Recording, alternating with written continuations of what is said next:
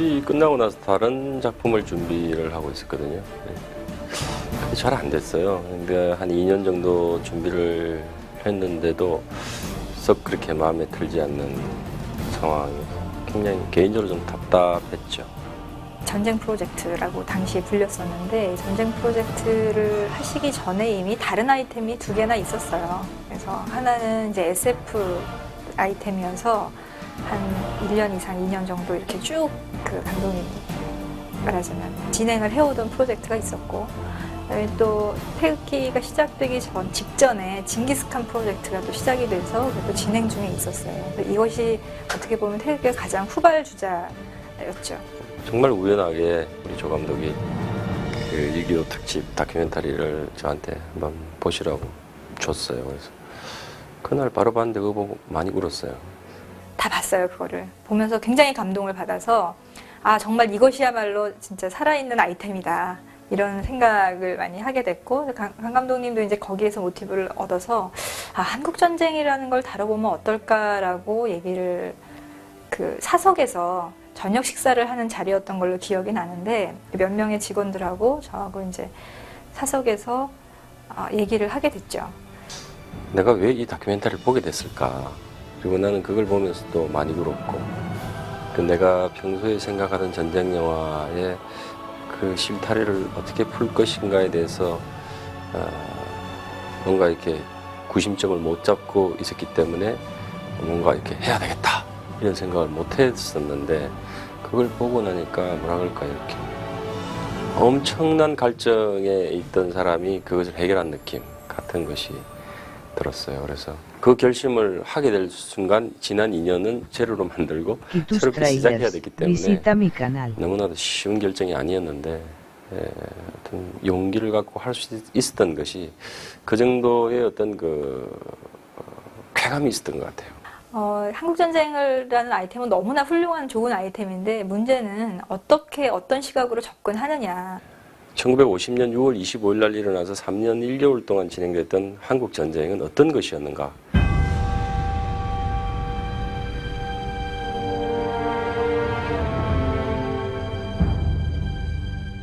전쟁이 끝나고 종전 이후에 50년이 더 지났지만 50년이 지난 지금까지 우리에게 그 전쟁은 어떤 것이었는가, 뭐 이런 것들을 일단 기본적으로 제가 충분히 가슴으로 느끼고 이해해야 됐기 때문에 그것에 필요한 여러 가지 조치들을 취한 거죠. 이 영화가 세계인들한테 보여지고 또 동시대의 한국 사람들한테 보여지고 혹시라도 북한 사람한테 보여질 수도 있다라는 생각을 하게 되고, 그랬을 때도 누구나 봐서도 정말 감동을 받고 공감을 하고, 야, 정말 우리는 정말 싸우면 안 되겠구나라든지, 한반도의 평화를 계속 유지시켜야겠구나라든지, 그러니까 이런 느낌을 좀 줬으면 좋겠다, 평화의 소중함, 이런 느낌을 좀 주면 좋겠다라고 하는 점에서 제가 뭐 그 특강도 모시고 와서, 교수님을 모시고 와서 특강도 한번 했었고, 좀 자문단을 형성을 해서 우리가 나중에 우리의 상상력으로 만드는 이 시나리오가 어느 정도의 사실성과 그 어떤 흑우의 비약이 어느 정도 현실감이 있을 것인지, 이런 부분들을 좀 감수하고 검증하는 이런 작업들이 필요하기 때문에. 태극기 휘날리며의 자문 요청을 받았을 때에 제가 몇 번 질문을 던져보니까 우선 그 제작을 맡은 분들의 그 소명의식, 그리고 그들의 역사의식, 진지성, 이런 것들이 놀라울 정도로 제 기대 이상이었습니다. 이미 저희들이 무슨 자문을 해드리거나 응하기 전에 그 강재규 감독을 비롯해서 여러 PD들, 제작진들이 만나보니까 분명한 그 영화에 대한 상과 그 비전을 갖고 있었습니다. 그래서 어떻게 얘기 구조를 만들어 가야 될 것인가, 또는 어떤 그 인물들을 등장시켜서 우리가 이 영화를 통해서 표현하고자 하는 메시지를 전달할 것인가, 뭐 이런 부분들을 서로 우리 보조 작가들하고 또는 공동 각본을 썼던 작가들하고 같이 서로 협의하는 과정들에서 이 스토리를 끌고 나가는 철저하게 형제 얘기고, 그런데 전쟁이 얘네들을 어떻게 파괴시키는가, 황폐화시키는가, 이게 가장 이 얘기가 중요한 거다. 그리고 흑역을 얼마나 쓰는 게 중요한 게 아니고, 또 한 가지는 그렇다면 Quitus Trailers, visita mi canal. 하시는데 왜 한국전쟁을 하는가? 사실에 바탕하되 이 역사적 사건을 다루는 영화니까 사실에 바탕하되 사실을 넘어서라고 주문을 했습니다. 사실에 너무 매몰되어 가지고 무슨 다큐멘터리를 찍는 게 아니라 이거는 예술 영화니까 사실을 감독이나 작가의 관점에서 적절하게 해석할 수 있는 해석의 여유를 좀 가져라. 허구와 진실을 결합시키는 것은 쉬운 일이 아니었더라고요. 예를 들어서 우리가 인물의 일대기라든지 역사의 어떤 한 사건을 그대로 재현시키는 영화들은 그 사실에 입각해서 만들어 나가면 됐지만 사실은 그 한국 전쟁이라는 역사적 현실과 그 속에서 존재하는 사건과 인물은 우리가 만들어낸 인물과 사건이기 때문에 그러한 것들이 얼마만큼 절묘하게 역사적 사실 속에 융화될 수 있을 것인가는 단순한 문제처럼 보이지만 쉬운 문제는 아니었던 거죠. 연령을 초월한 그 관계, 그 다음에 또 하나는 이념을 초월한, 그래서 진보적인 생각을 갖고 있는 사람들도 볼 수 있고 고개를 끄덕이고 보수적인 분들도 볼 수 있고 고개를 끄덕이고 이념들 가르치려고 세대도 가르치려는 그런 좀 국민 영화를 만들었으면 좋겠다. 제가 시나리오든 표현하는 데 있어서 제가 또 물론 진영도 있고 또 형제간의 관계 이런 것들을 볼 때 훨씬 더 좀 표현이 용이하겠다는 생각도 들었어요. 그래서 또 남북 분단을 상징적으로 함축할 수도 있고 그래서 이제 그렇게 형제의 구조를 가져와서 한국 전쟁이 갖는 그 리듬의 그래프를 쫓아가는 것을 기본축으로 한 스토리텔링을 형성하자. 그 대원칙이 일단은 한 3, 4개월 만에 만들어진 거죠. 그러니까 이산 가족으로서의 진석이 가지는 어떤 그런 기다림이었어요. 그런 기다림이라든가 그런 부분에 대해서 감독님이 강조를 많이 하셨고, 그리고 저희가 제일 처음에 봤던 다큐멘터리도 남편을 기다려온 할머니의 모습이었고, 그런 걸 통해서 분명히 아직까지 우리 사회에서는 이산 가족이라는 부분이 상처로 남아 있는 거거든요. 제가 이제 그 한국 전쟁의 여러 가지 다큐멘터리나 그 상황들을 지켜보면서 우리 이 한국 전쟁을 배경으로 한 영화이기 때문에 그 한국 전쟁이 우리가 기록 영화나 이런 다큐멘터리를 통해서 이렇게 보아지는 어떤 그 한국 전쟁의 어떤 상징이 되는 부분들이 많이 있어요. 어떤 피난에 있어서도 그렇고 전투나 전쟁에 있어서도 그렇고 그런 부분들을 좀 영화 속에서 좀 최대한 좀 반영해서 많이 넣고 싶었어요. 그러한 부분들이 이제 촬영하는 과정들에서 생각보다는 여러 가지 예산 문제, 스케줄 문제 이런 것들 때문에 욕심만큼 담지를 못했어요. 그런 부분들이 이제 시나리오에는 존재했지만 실질적으로 촬영에 들어갔을 때에 좀 많이 배제된 측면이 있습니다.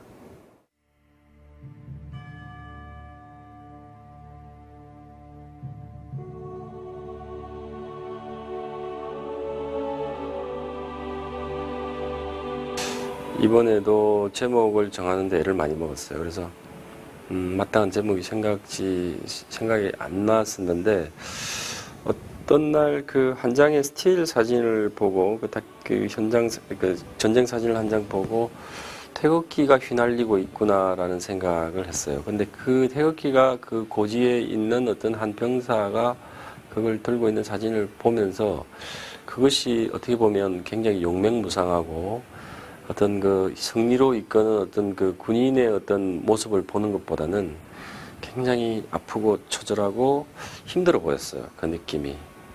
나는 이 사진을 보고 사진을 봤기 때문에 이 사진의 느낌을 이러한 정서를 가지고 나는 태극기 휘날림이라고 생각하지만 이 단어만 보고 이해하는 사람에게는 정반대의 감정이 될 수도 있겠다. 그래서 이것이 다소 문제가 될 수도 있는 제목이 되겠다라는 생각을 했는데 그 다음날 우리 같이 스태프들에게 얘기를 해보니까 저만 빼고 다 반대했어요. 이 제목은 태극기 휘날리며 처음엔 다 반대였어요. 100인인가요? 어느 날 갑자기 감독님 들어오시더니 태극기 휘날리며라고 이렇게 쫙 칠판에 쓰고 이렇게 나가시더라고요. 그래서 저희는 그게 제목일 거라는 생각은 아무도 못했죠.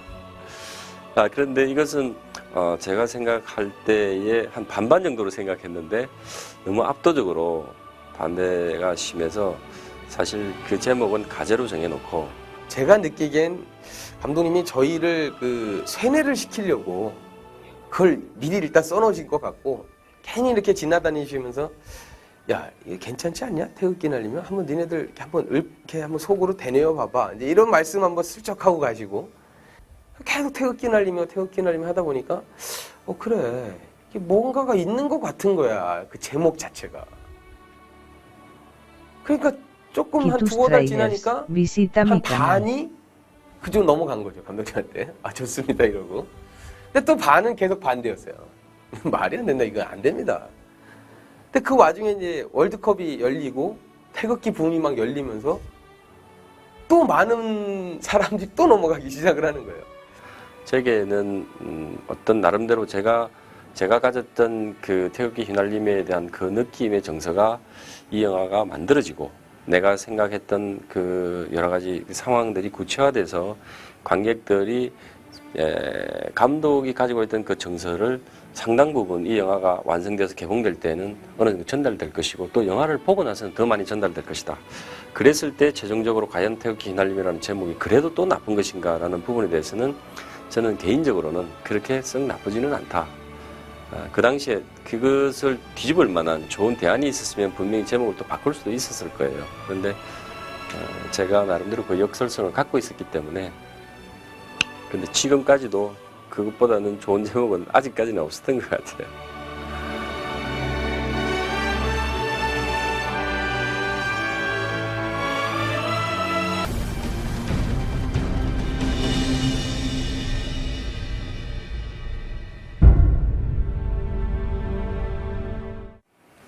그리고 이제 우리 이성훈 PD가 그 시나리오 중간에 같이 개입이 돼서 들어와서 도움이 되는 부분들은 이제 여러 가지 러닝 타임의 문제라든지 또는 뭐 예산의 문제라든지 이런 부분들이 이제 일단은 과연 우리 시장과 환경 속에서 내가 생각하고 있는 버젯과 그 다음에 실질적인 어떤 제작 PD가 생각하고 있는 부분들과 서로 Kitus 개입이 생길 수도 trailers, 있으니까 visita mi canal. 그런 부분들을 우리 시나리오 단계에서 조언해주고 얘기를 같이 나눴던 부분들이 이 프로젝트를 조금 더 견실하게 현실감 있는 어떤 프로젝트로 이렇게 만들어 나가는데 크게 도움이 됐죠. 그냥 뭐 의학했죠. 그러니까 한마디로 그냥 괜히 이건 내가 한다 그런 거 아닌가. 그러니까 보통 영화들은 그 비슷한 장르들의 그 영화들이 있기 때문에 약간 좀 참고를 해서 예산 작업이라든가 스텝 구성이라든가 이제 그런 걸 작업을 할 수가 있는데 이 태극기는 신화를 보면서 이 작품 도대체 어디서 내가 좀 참고를 하면서 예산을 짜야 될지 이게 도대체 스태프들한테는 이거 그대로 찍어야 되니까 어떻게 준비를 해와라 하니까 전혀 감이 없었어요. 그래서 제 스스로 스텝을 만나기 전까지의 그 준비 과정도 좀 다른 영화에 비해서 거의 한 두세 배 이상의 시간을 갖고 예산 작업도 뭐 다른 영화에 비해서 거의 뭐 한 4, 5개월 정도의 예산 작업을 필요로 했기 때문에 아무튼 가능하지 않다. 이건 분명히 또 찍다 보면 콘티 작업하시면서 그때까지만 해도 제가 이건 투자도 못 받을 것이다. 이거 분명히 또 줄어들겠구나. 이런 생각을 갖고 있었죠. 우려들이 참 많았어요. 그 우려들이 많은 것은 일단은 뭐 그 당시에 여러 가지 블록버스터들, 한국형 블록버스터라고 하는 영화들이 많이 실패했고 또 그것이 안고 있는 딜레마, 부작용들에 대한 어떤 자성의 목소리들이 한참 컸던 시기였고 경제적으로도 좀 어렵고 그래서 국내외적으로 한국 영화에 대한 특히 대작 영화에 대한 불신이 극에 달아 있는 상황이었기 때문에 더더욱 태극기를 바라보는 시선 자체가 곱지 않았죠. 일단 버젯도 크고 그리고 전쟁 영화라는 것이 뭐 보편적인 사람들이 생각할 때 그동안 크게 히트하거나 성공한 영화들이 많지 않았다.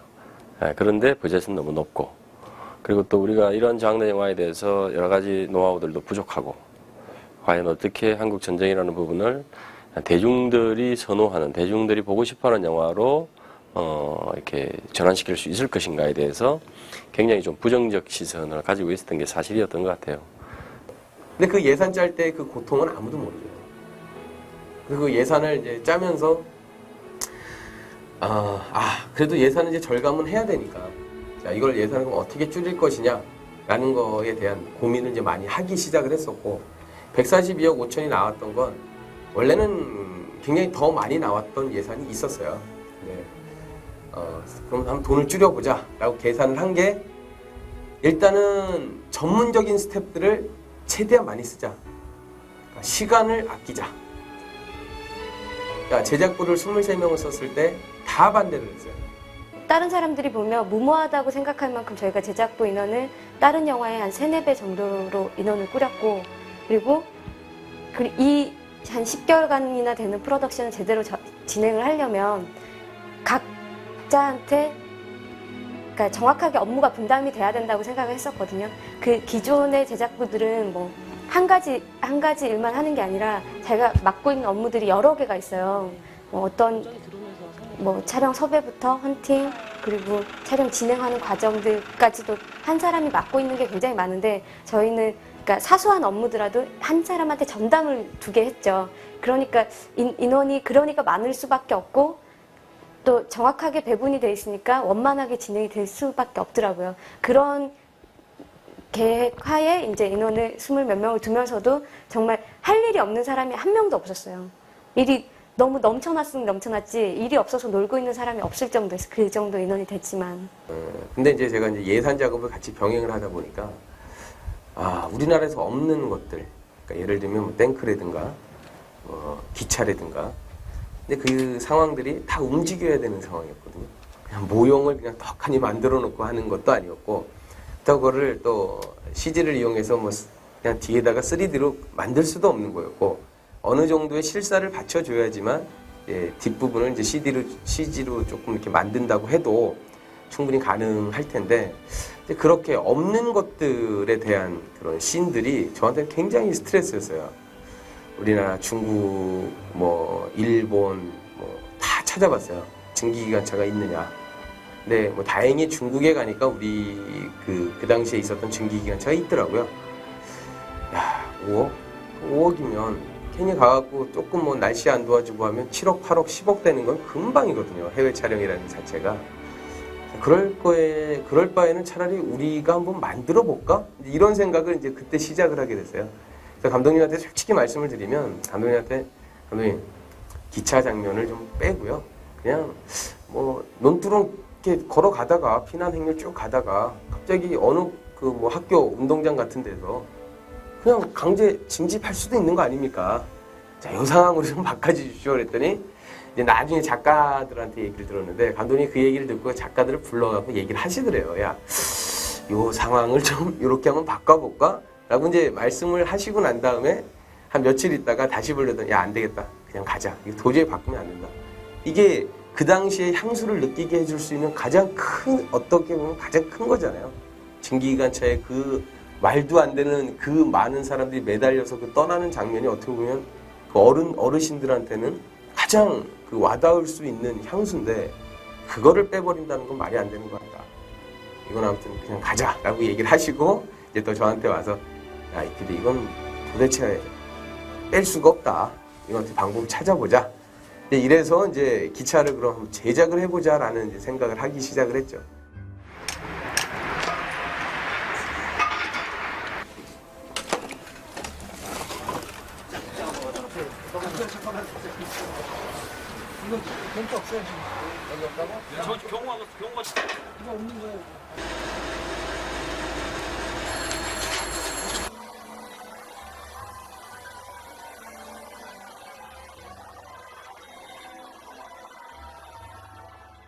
그래서 지금 저희 영화에 나오는 그 첫 전투 전에 또 하나의 원래 전투가 있어요. 근데 이제 그 부분을 삭제를 해도 상관이 없다라는 이제 여론이 이제 형성이 된 거죠. 그건 누가 고양이 목에 방울을 달 것이냐. 감독님이 이걸 허락을 하시겠느냐, 다들. 아니다, 이거는 무조건 삭제를 해야 되는 것 같다. 나중에 편집에서 잘려나게 난 눈에 보이는데 더 함축해서 찍어내는 게 난 맞다고 생각을 한다. 그럼 내가 방울달로 가겠다. 해서 이제 감독님한테 이제 말씀을 드렸죠. 기분이 안 좋으실 거라고 생각을 했는데, 야, 그럼 내가 빼지면 뭐 해줄래? 이제 이런 농담으로 한 3일 정도를 고민하신 다음에 그 현장에 나오시더니, Y tus trailers. Visita mi 그래, canal. 너 말대로 이건 한번 빼자 라고 결정을 해주셨죠. 그래서 그날 스태프들하고 회식하고 이제 그랬던 기억이 있습니다. 그거는 프로듀서의 몫이죠. PD가 이제 그거를, 그러니까 후보들이 있잖아요. 그러니까 특수팀의 후보들 뭐 스턴트 뭐 근데 우리나라는 뭐 사실 특수효과 하면은 데몰리션 정기사님, 무술하면 액션스쿨의 정동 무술감독님 뭐 이렇게 뻔하잖아요. 그러니까 아까 VFX 회의를 했다고 했는데 그 자리에 저도 참여했는데 정말 좋았어요. 왜냐면 기라상 같은 선배들이고 한국에선 정말로 첫째 안에 꼽히는 사람들이잖아요. 그 사람들이랑 어떤 사안을 가지고 이야기를 할 수 있다는 자체가 저는 굉장히 즐겁고 행복했어요.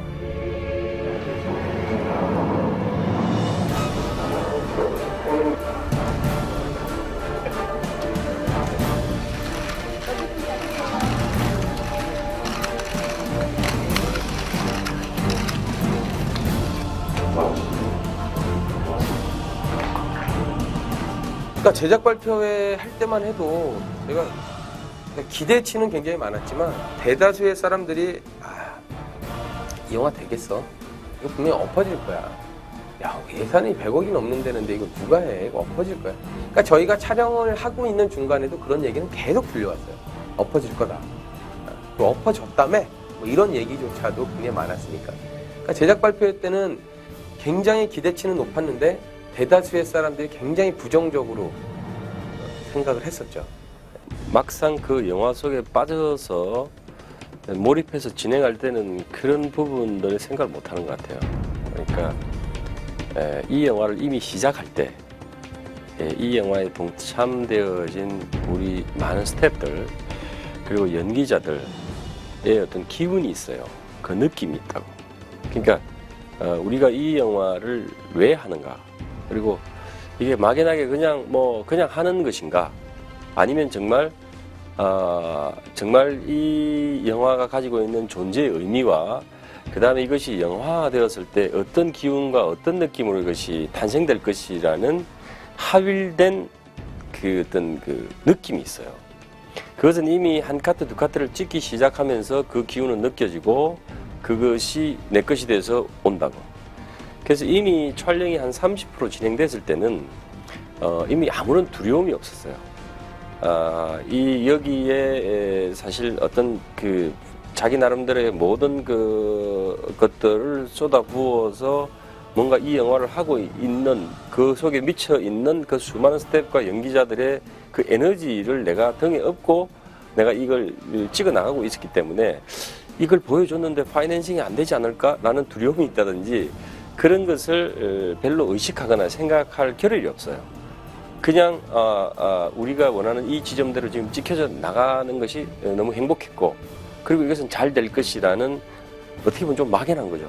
그러한 그 자신감, 느낌들이 있었다고. 거의 한 55억, 54억 정도가 들어갔는데 그때까지 어떻게 보면 굉장히 모험이었어요. 그래서 강재규 감독님도 저한테 말씀을 하셨던 게 야 성훈아 해볼 때까지 해보고 만약에 5월 달까지 투자 못 받으면 야 엎자 죽자 그리고 우리 가서.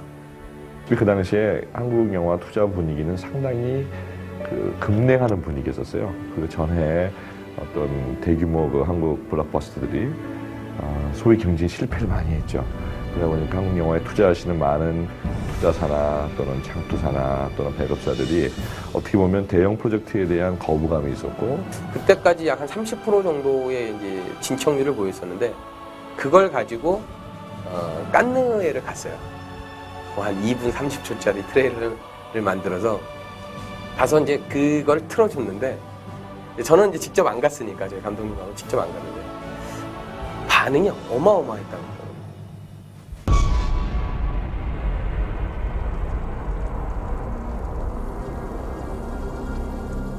그때 그러니까 이제 초등 단계 우리가 이제 펀딩을 전혀 못했고 이제 촬영 진행되고 나서 이제 좀 어느 정도 이제 비주얼이 노출되고 소개되고 깐느에서도 좀 소개되고 해서 이제 그때부터 이미 이제 반응이 상당히 우리가 생각했던 그러한 한국 전쟁을 다루는 그러한 영화가 아닌 것 같다 이 영화가. 그리고 우리가 그냥 흔히 고정관념 속에 생각하고 있던 한국에서 나올 수 있는 전쟁 영화 그리고 한국에서 이미 소개되어져서 이미 우리의 인식 속에 한국에서 다루는 전쟁의 느낌은 이런 것이다라는 그 틀이 일단은 붕괴돼서 어떤 새로운 느낌으로 재포장되는 상황이 결국은 상황을 급변하게 만드는 계기가 됐던 것 같고 그래서 그 깐느를 갔다 오고 난 다음에 갑자기 나머지에 대한 예산 Kitus Trailers. 갑자기 Visita mi 나타나서 canal. 영화가 갖고 있는 본질적인 속성에다가 어떤 이 프로젝트에 참가하고 있는 모든 사람들이 갖는 이 프로젝트에 대한 절실함, 또 그들이 이 프로젝트를 꼭 성공시키겠다는 어떤 강한 의지, 열망. 조건의 문제도 중요하지만 우리가 해외 세일즈를 하거나 그 나라와 배급 계약을 맺을 때도 얼마만큼 그 당사자가 이 영화를 좋아하는가 그리고 이 영화의 가치를 인정하는가 그것이 난 제일 중요하다고 생각해요. 그래서 그런 데에 기초했기 때문에 쇼박스도 쉽게 얘기가 풀어졌던 부분이 좀 더 이 영화에 대해서 포지티브하게 보고 애정을 가지고 있었던 그 같은 느낌을 제가 받았어요. 그래서 아무튼 제작비에 대한 조달은 이렇게 그 정말 영화 같은 그런 걸 계기로 아주 쉽게 마지막은 됐죠.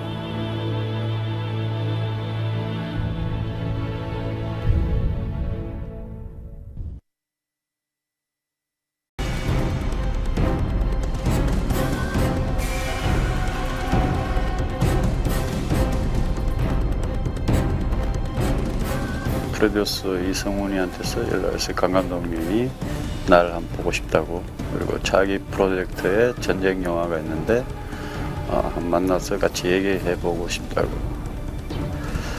그래서 강 감독을 먼저 만났습니다. 나도 강재규 감독을 영화 일을 하지만 그때 처음 만났어요. 촬영 감독 같은 경우에는 제가 이 영화의 어떤 시놉시스가 어느 정도 세팅되고 나서는 다른 분보다도 가장 먼저 일단 결정을 해야 되겠다고 개인적으로 생각했어요. 왜냐하면 이게 여러 가지 스케일 문제도 그렇고 그다음에 우리 전쟁이라는 장르 영화를 별로 해보지 않았기 때문에 워낙 준비할 게 많고 저는 이제 처음 뵙는 분이다 보니까 다른 분들한테 얘기를 많이 들었죠. 야, 그 홍정표 촬영 감독은 굉장히 쿨한 사람이고 자기가 받아야 될 것만 받는 사람이고 현장에서는 굉장히 헐리우드 시스템을 선호하는 사람이다. 굉장히 성훈이 너랑 굉장히 잘 맞을 거다라는 얘기를 많이 들었어요. 그래서 원래 촬영 감독님이 한 3명 정도 후보가 있었는데 그 얘기 하나에 헐리우드 시스템이 굉장히 익숙해져 있는 사람이다라는 그 말씀을 듣고 오케이 무조건 홍 감독님을 잡아야겠다.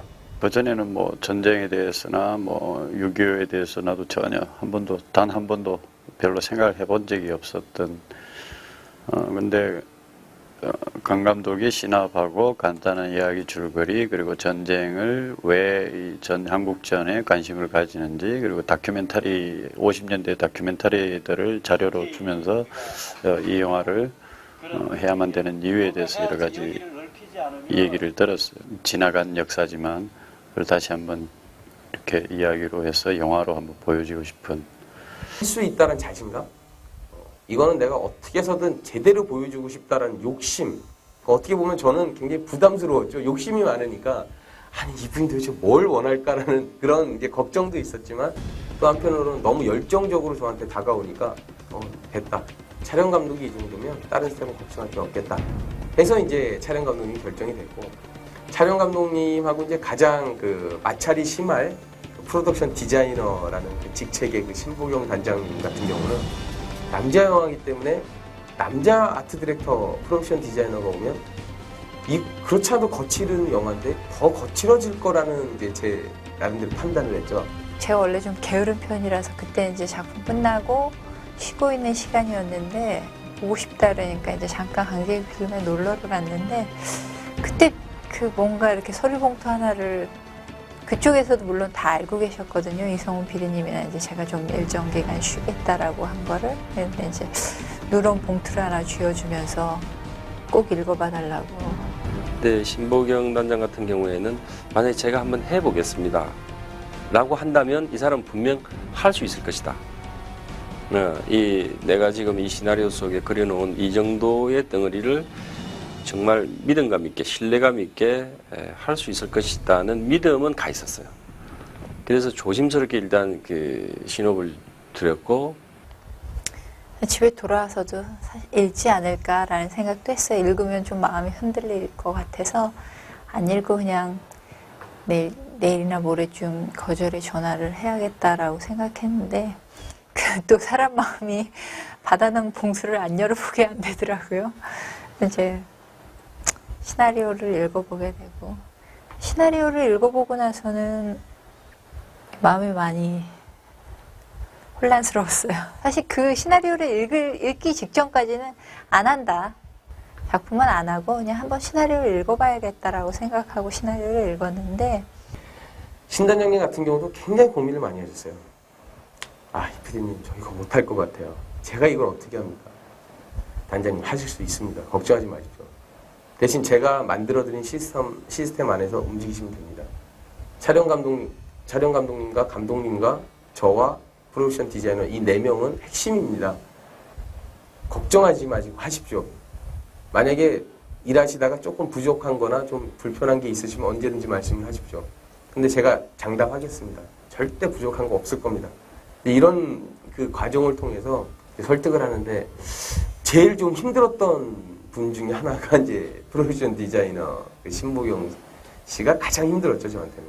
그 태극기 휘날리면은 작품이 전쟁물이 강재희 감독님이 할 거다, 뭐 준비한다, 그런 소문만 들었는데 내가 그러면서 이제 농담으로 하면서 내가 평생 못 해본 게 전쟁 영화고 꼭 한번 해보고 싶었는데 혹시 나한테 기회가 주어질런지 그 사람이 모르잖아요. 나한테도 또 다른 팀도 있고 하는데 혹시 나한테 기회가 오면 어떻게 대처했으면 좋을까 그냥 그렇게 생각하다가 어느 날 진짜 들어간다고 대본을 주더라고요. 한 4, 5개월 전에. 그러니까 좋은 거보다도 꼭 하고 싶은 걸 해서 되게 기분 좋은 거보다도 긴장한 거죠. 과연 내가 이거 소화할 수 있을까? 한편으로는 야, 차라리 내가 안 하고 다른 사람이 했으면 이런 마음도 솔직히 먹은 적도 있어요. 왜냐, 부담이 와가지고. 그렇게 해서 이제 대본 보고 그러고 이제 자꾸 만나고 접하고 하다 보니까 이제 태극기 휘날림의 작품에 이제 빠져들게 된 거죠. 그래서 이제 그거 하나만 목표로 가지고 어떻게 해서든 끝내서 멋있게 한번 해봐야 되겠다. 그걸 갖고 이제 테스트도 많이 해봤고 우리 나름대로 감독님이나 뭐 연출자가 이제 어떤 걸 요구할지 항상 만반의 준비를 하고 있었어요. 테스트를 너무 많이 해서 여러 가지 폭파에 관한 것들, 이렇게 폭파 질감, 텍스트, 이게 전쟁 영화의 가장 큰 건 뭐 일단 이게 전쟁이랑 상황을 놓고 뭐 인간적인 이런 거 다루면서 우리는 기술자들이고 그 전투를 찍을 때는 이게 다 가짜잖아요. 이게 다 허구고 폭탄을 터뜨려도 이제 사람들한테 그 전쟁의 리얼함을 주기 위해서는 사실감이 나야 되거든요. 그런 면에서 이제 우리가 눈으로 봐서 와 저게 진짜 같이 막 터지는구나 하는 느낌이 들어야 되니까 그런 면에서 이제 특수효과팀이랑 여러 가지 테스트들, 파편에 대한 테스트들을 많이 했어요. 이렇게 흙 넣고 뭐 덩어리 넣고 파편을 여보기도 하고 뭐 하염 테스트니 뭐냐 해갖고 태극기에 가장 적합한 우리가 현장에서 가장 많이 써야 될 하양 양 그 체크도 하고 그러는데요. 그리고 전체 이 태극기 식구들이 다 모여서 테스트한 적이 있어요. 양구에서. 그때 가서 큰 앵글에서 보고 그 찍은 걸 극장에서 봤어요. 보고 난 다음에 이제 결정한 거죠. 아, 저기서 우리가 뭐가 부족했다. 그냥 우리가 뭐 비디오로 찍어갖고 맨날 테스트할 때 보면 괜찮을 것 같은데 큰 화면에서 보니까 그게 아니더라고. 그래서 이제 그냥 찍었는지는 몰라도 우리는 한 발 한 발 묻으면서 번호를 다 정해놓고 나중에 이제 저기 극장에서 체크한 거죠. 그래서 보고 이제 파편이 많이 튀었는데 이유가 파편이 많이 튀었는데 떨어지는 파편은 왜 이리 적은가. 그리고 폭파하는 이력이 세니까 아까 이야기했듯이 이력이 세니까 파편이 빠져나가는 속도가 빠르니까 파편이 덜 살더라.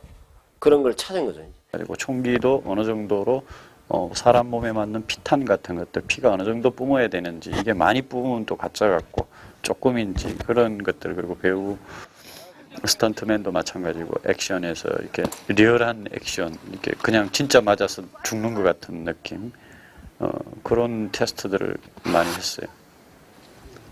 제일 처음 부분에는 일단 감독님이 영화에도 나오지만, 그러니까 결국에는 이제 전쟁 영화가 스케일에 관한 부분이고 스케일에 관한 부분이다 보니까 군인의 숫자와 뭐 피난민의 숫자와 또 각종 또 무기들의 숫자 이런 것들이 사실은 우리가 준비할 수 있는 것보다 훨씬 더 많았어야 됐는데 그걸 모든 거를 다 만들 수는 없었잖아요. 모든 걸 다 만들 수 없었고 준비할 수가 없었으니까 결국엔 이제 시각 효과 쪽에 힘을 이제 빌려서 이제 표현을 해야 되는데 그런 얘기들에서 굉장히 많은 얘기를 했고요. 그리고 뭐 한국이니까 이 정도 선에서 우리가 타협을 보자가 아니라 최대치를 목표를 두고 이 선까지 얼마나 우리가 할 수 있는지 한번 같이 가보자라는 얘기를 사실 굉장히 많이 했었어요. 그래서 그러니까 그런 얘기들을 처음에 하셨을 때는 나름대로 준비를 또 해나갔던 부분들도 있고 그리고 또 결론적으로는 감독님께서 그런 욕심을 어쨌든 가지고 계셨던 거는 제가 보기에는 굉장히 저희한테도 힘이 됐던 것 같아요.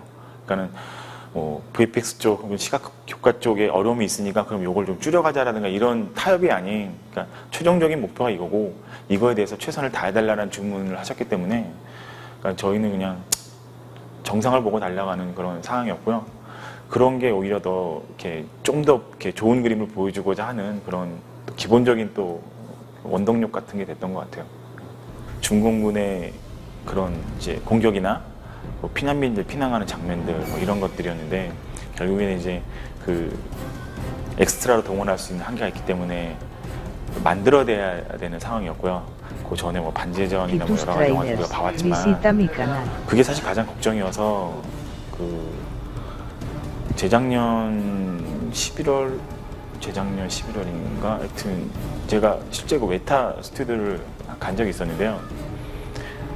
태극기 휘날리며 영화를 위해서 걔네들이 썼던 소프트웨어를 구입을 하려고 갔어요. 웨타 스튜디오를 가서 그 프로그램을 만든 그 엔지니어하고 이제 직접 만나서 얘기를 했는데 그때 제가 내린 결론은 그 당시에 이제 그 소프트웨어가 그 스튜디오만의 소프트웨어이기도 했지만 저희 쪽에서 저희 영화에 맞게 적용시키는 여러 가지 무리가 있더라고요. 그래서 그런 부분은 깨끗이 딱 접고 일단 저희가 별도로 알아보는 중에 그 저희한테 굉장히 유용하게 쓰일 수 있는 소프트웨어를 저희가 이제 찾아냈고 그거를 구입을 해서 적용을 시켰는데 결과론적으로 굉장히 성공적이었고 그 나름대로 그 수많은 캐릭터들이 우리가 원하는 움직임들을 또 움직여줘서 그 이렇게 좀 어떻게 보면 좀 더 자연스럽게 이제 그런 어떤 여러 군중들을 표현하는 데 있어서는 그런 부분이 좀 나름대로의 성과가 있었다고 생각을 하고요. 그리고 또 그 어차피 전쟁 영화가 이제 기본적으로 그 나오게 되는 여러 가지 탱크나 야포나 뭐 이런 기타 폐허된 건물들 이런 상황이 있기 때문에 이제 미술 쪽하고 연결을 해서 미리 이제 도면 같은 거나 혹은 어떤 무기가 등장할지에 대한 데이터를 받았어요. 받아가지고 미리부터 이제 모델링을 시작을 해서 질감을 주고 실제적으로 나중에 촬영이 됐을 때 촬영본을 저희가 받았을 때 적용만 시키면 되는 상황을 사실은 시나리오, 그러니까 실제적으로 촬영 들어가기 전부터 저희가 미리 준비를 했던 그렇게 진행을 했었습니다. 본격적으로 첫 번째 태극기를 위한 가장 구체적인 첫 번째 멜로디 작업은 아무래도 그 트레일러 작업이 아마 처음이었던 것 같아요. 솔직히 제가 얘기를 한다면 물론 그전 작업들은 있었지만 그전 작업은 영상 없이 계속 이미지를 그렸던 거였고 이제 트레일러는 거의 그동안 찍어놓은 거에 대한 정리들이 몇십만 남겨놓고 거의 다 있는 상황이었기 때문에 그게 뭐 예상대로 혹은 어떤 분은 예상외로 거대하고 그래서 이 짧은 트레일러지만 이 안에 모든 요소가 다 들어있기 때문에 정말 어떻게 보면 메인 테마로 발전할 수 있겠다.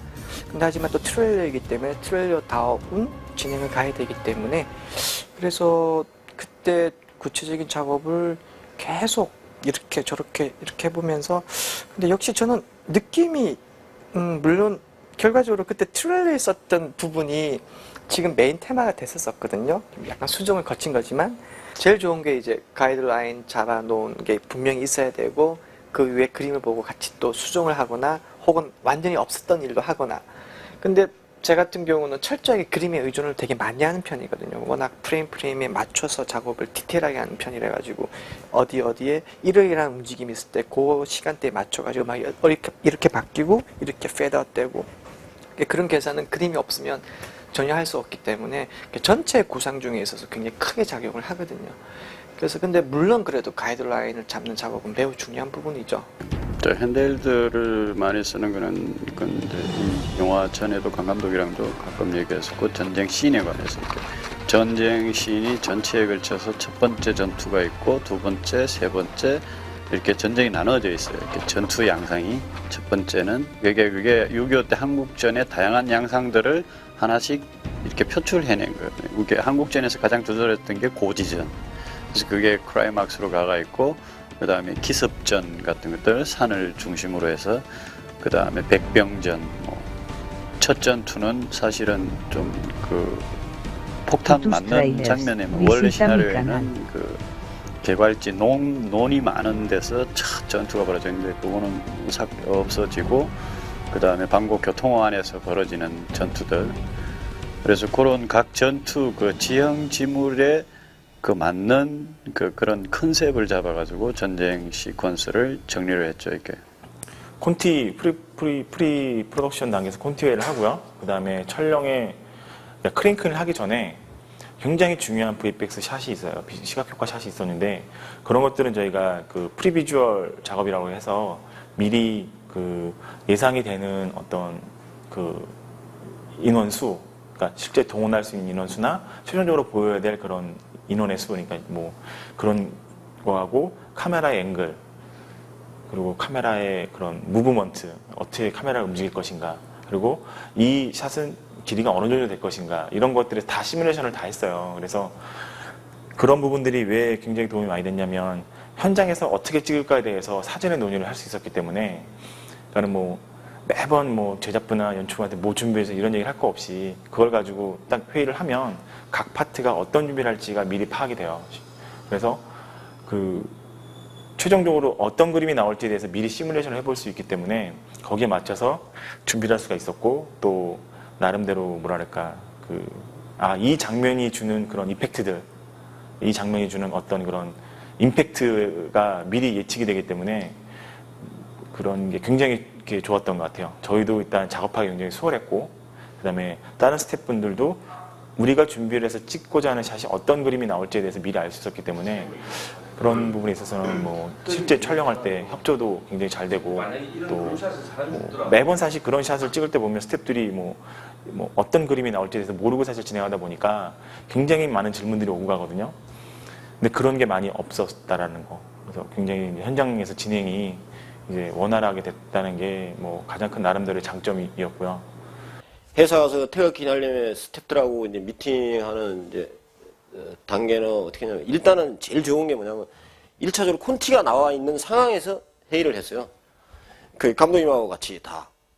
그러니까 우리 특수효과 쪽에 관련된 뭐 CG나 뭐 모든 팀들 포함해서 그때 회의를 하니까, 보통 보면 신발 씬이라고 해가지고 씬을 하나를 두고 회의를 하는데, 그거는 그게 아니고 한 카트를 놓고 회의를 하는 거예요. 그 콘티가 나와 있으니까.